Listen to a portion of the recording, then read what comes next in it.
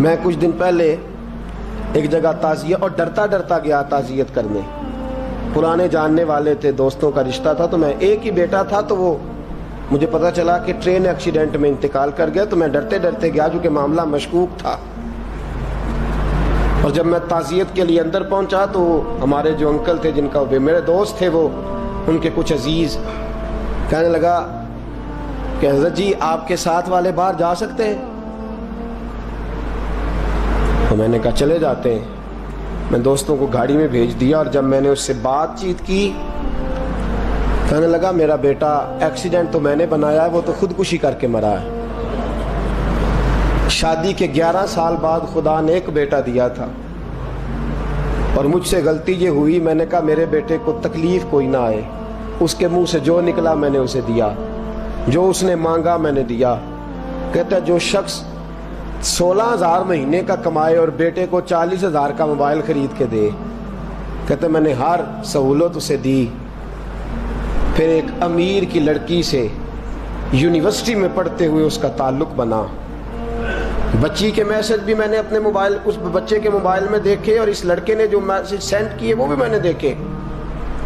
پھر میں گھر پہنچ گیا, میں نے بیٹے سے منتیں کی کہ بیٹا وہ ہمیں رشتہ نہیں دیں گے, ہماری برادری بھی چھوٹی ہے اور ہمارے جیب میں پیسے بھی کوئی نہیں.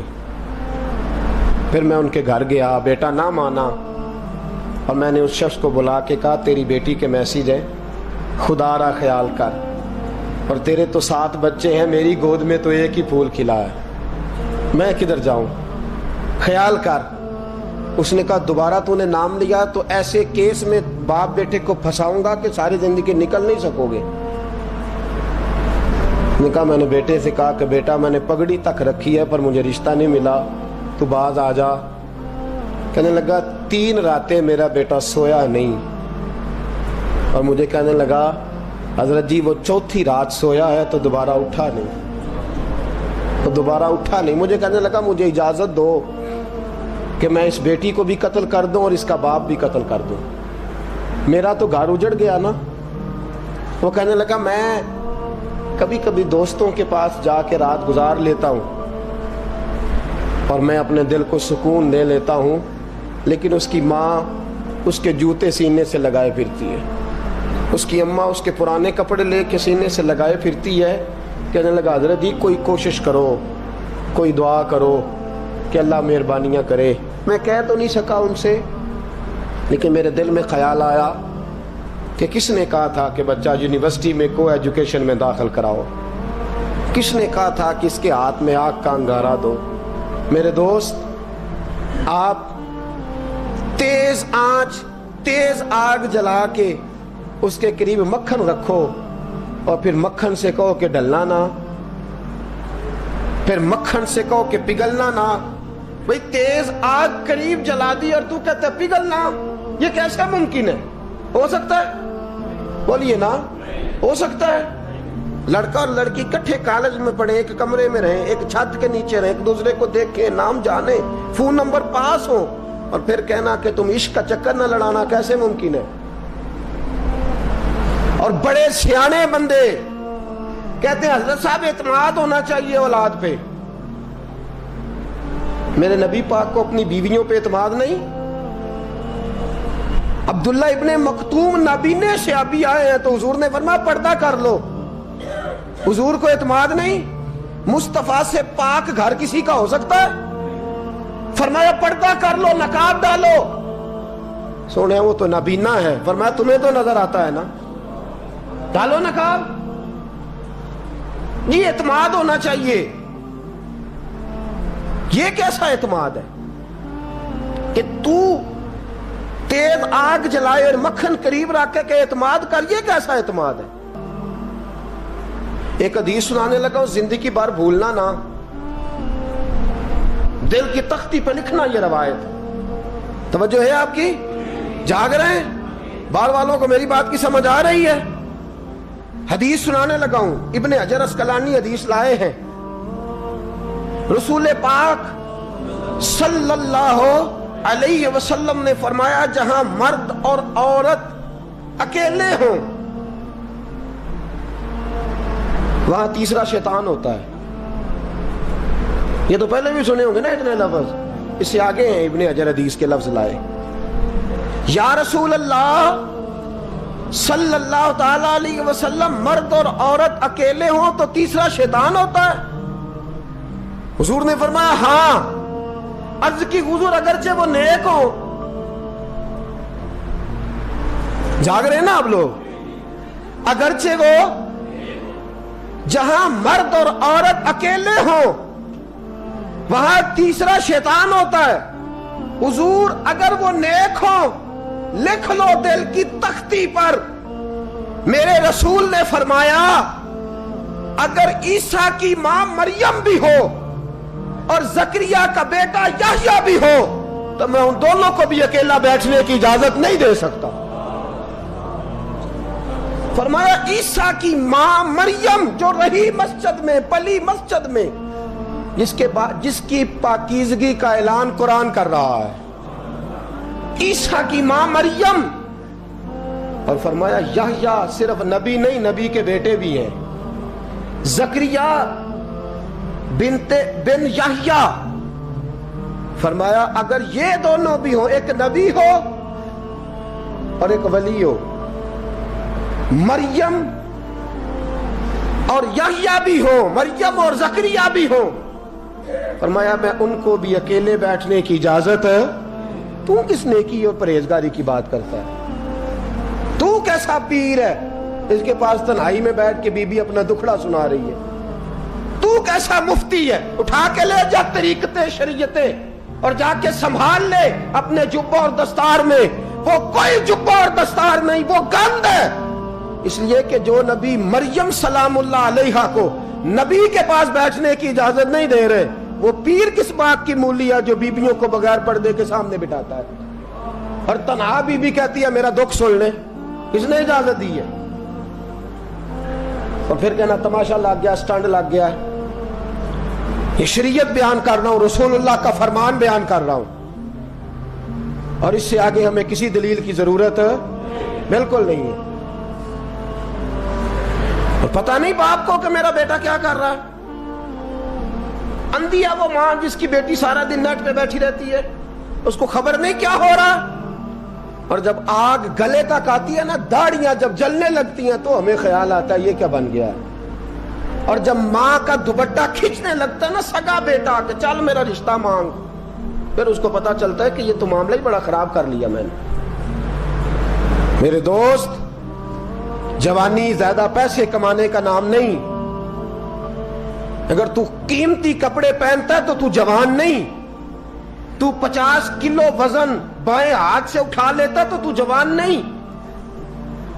اگر تو ڈگریوں کا ڈھیر لگایا ہے اور تیرا دراز اور الماری بھر گئے ہیں تو تو جوان نہیں. اور اگر تو نے اپنے خاندان اور معاشرے میں اونچا افسر بن کے نام کما لیا تو جوان نہیں. جوان اس کو کہتے ہیں جس کی جوانی پاکیزہ ہوتی ہے. جوان اس کو کہتے ہیں جس کی نظر جھکی ہوئی ہوتی ہے. جوان اس کو کہتے ہیں جو حیا کا پتلا ہو. جوان اس کو کہتے ہیں جو شرم کا پیکر ہو. جوان اس کو کہتے ہیں جس کی نظر سے معاشرے کی بہو بیٹیاں بچی ہو. جوان وہ ہوتا ہے، جوان بھی ہو پاکیزہ بھی ہو، جوان وہ ہوتا ہے کہ میرے رسول پاک نے فرمایا صبح قیامت اللہ عرش کے سیدھے جانب جوان کھڑا کرے گا. 30 سال کا جوان، چڑھتی جوانی، خوبصورت آنکھیں، روشن چہرہ، اس کا وجود طاقت والا. نبی آگے بڑھ کے پوچھیں گے یا اللہ یہ کون ہے جو تیرے دائیں جانب کھڑا ہے؟ اللہ فرمائے گا یہ وہ جوان ہے کہ خوبصورت عورت نے اسے کہا تھا میرے ساتھ منہ کالا کر لے، پر اس نے نظر جھکا کے کہا تھا انی اخاف اللہ. نہ بھائی میں تو اپنے اللہ سے ڈرتا ہوں. فرمایا یہ پاک جوانی والا ہے، یہ حاجی نہیں، نمازی نہیں، یہ ولی نہیں، یہ صوفی نہیں، یہ وہ نہیں جو غوث زماں ہو، قطب دورہ ہو، پیر طریقت نہیں، مفتی وقت نہیں. یہ خالی جوان ہے پر پاک جوانی لے کے آیا ہے. یہ خالی جوان ہے پر پاکیزہ جوانی لے کے آیا. یہ خالی جوان ہے پر اس کی نظروں میں حیا بڑی ہے. یہ پاک، یہ کیا تماشا لگ گیا عشق کا چکر. اور آج جتنی مصیبتیں کھڑی ہوئی ہیں इस इश्क मजाजी के रोग ने खड़ी कर दी है हर जवान। हमारा एक बच्चा थोड़े दिन पहले इस इलाके का मोहम्मद तैयब नाम का शहीद हो गया। वो एक कोने में रहने वाला, एक मोहल्ले में एक छोटे से कोने में रहने वाला बच्चा था ना। मेरे साथ दोस्त मौजूद हैं। सुबह से लेकर सारी रात मैं अफसोस करता रहा, मैं जनाजे में क्यों नहीं गया, मैं जनाजे में क्यों नहीं गया। वो बच्चा पाक फौज का वो शहादत इख्तियार कर गया तो फख्र से सर बुलंद कर गया अपना। लेकिन जो बीबी के लिए सारी रात रोते रहते हैं वो शहीद हो सकेंगे? जो सारी रात ठंड में खड़े होके औरत के साथ गुफ्तगू करते रहते हैं और जो सारा दिन दिल में गंद रखते हैं बीबी के लिए, उनके हाथ में तलवार आएगी? ये बहू बेटियों की इज्जतें बचा सकेंगे? आफिया सिद्दीकिया जेलों में जल गई अमेरिका की, और वो जब भी खत लिखती थी कहती थी कोई मोहम्मद बिन कासिम नहीं बचा, वो कहती थी कोई शहाबुद्दीन गौरी नहीं बचा। और वो जब भी, अब तो खैर उसका ज़हनी तवाज़ुन ही काम करना छोड़ गया, वो बीबी जब भी खत लिखती थी ना अहले पाकिस्तान को तो कहती थी पाकिस्तान वालों बताओ क्या तुम्हारे अंदर कोई भी खालिद बिन वलीद का मानने वाला नहीं? क्या कोई नहीं तुम्हारे अंदर जो अली के नाम का नारा लगाने वाला हो? कोई नहीं बचा जो फारूक आजम की सीरत को फॉलो करने वाला हो? कोई लाओ जिसके हाथ में तलवार हो और मुझे समझ आए कि ये वो है जो हसन और हुसैन का नाम लेने वाला है। कोई नहीं बचा, इसलिए कि गंदगी दिमाग में, गंदगी दिल में, गंदगी रूह में तो इस काम के लिए आया था। अजमल रजा कादरी साहब के और वीडियो देखने के लिए ऊपर प्लेलिस्ट पर सूरतुल बय्यिना। बिस्मिल्लाहिर रहमानिर रहीम। আল্লাহর নামে আরম্ভ যিনি পরম দয়ালু করুণাময়। লাম ইয়াকুনিল্লাযীনা কাফারু মিন আহলিল কিতাবি ওয়াল মুশরিকিনা মুনফাক্কিনা হাত্তা তা'তিয়াহুমুল বায়্যিনা। কিতাবী কাফির এবং মুশরিক নিজ নিজ ধর্ম ত্যাগী ছিল না যে পর্যন্ত তাদের নিকট সুস্পষ্ট প্রমাণ আসেনি। রাসূলুম মিনাল্লাহি ইয়াতলু সুহুফাম মুতাহহারা। ইনি আল্লাহর রসূল সাল্লাল্লাহু আলাইহি ওয়াসাল্লাম, যিনি পবিত্র সহিফা সমূহ পাঠ করেন। ফিহা কুতুবুন কায়্যিমা। এগুলোর মধ্যে সরল বাণীসমূহ লিপিবদ্ধ আছে। ওয়ামা তাফাররাকাল্লাযীনা উতুল কিতাবা ইল্লা মিন বা'দি মা জাআতহুমুল বায়্যিনা। এবং কিতাবীদের মধ্যে মতভেদ সৃষ্টি হয়নি কিন্তু এরপর যে সেই সুস্পষ্ট প্রমাণ তাদের নিকট সুতাগমন করেছে। ওয়ামা উমিরু ইল্লা লিয়া'বুদুল্লাহা মুখলিসিনা লাহুদ্দিন হুনাফা ওয়া ইউকিমুস সালাতা ওয়া ইউতুজ যাকাতা ওয়া যালিকা দীনুল কায়্যিমা। এইসব লোককে তো এ আদেশই দেওয়া হয়েছে যেন তারা আল্লাহর ইবাদত করে, শুধু তারই উপর বিশ্বাস রেখে একনিষ্ঠ হয়ে এবং নামাজ প্রতিষ্ঠা করে ও যাকাত দেয়। আর এই হচ্ছে সরল সহজ ধর্ম। ইন্নাল্লাযীনা কাফারু মিন আহলিল কিতাবি ওয়াল মুশরিকিনা ফী নারি জাহান্নামা খালিদিনা ফীহা উলাইকা হুম শাররুল বারিয়া। নিশ্চয় যত কাফির রয়েছে, কিতাবী ও মুশরিক, সবাই জাহান্নামের আগুনে রয়েছে, সর্বদা তাতে থাকবে। তারা সৃষ্টিকুলের মধ্যে সবচেয়ে নিকৃষ্ট। ইন্নাল্লাযীনা আমানু ওয়া আমিলুস সালিহাতি উলাইকা হুম খায়রুল বারিয়া।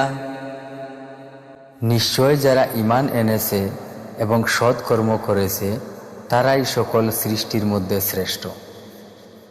জাযাউহুম ইনদা রাব্বিহিম জান্নাতু আদনিন তাজরি মিন তাহতিহাল আনহার الأنهار خالدين فيها أبدا رضي الله عنهم ورضوا عنه ذلك لمن خشي ربه তাদের প্রতিদান তাদের প্রতিপালকের নিকট বসবাস করার বাগান, যার নিচে নহর সমূহ প্রবাহিত, সেগুলোর মধ্যে সদা সর্বদা থাকবে।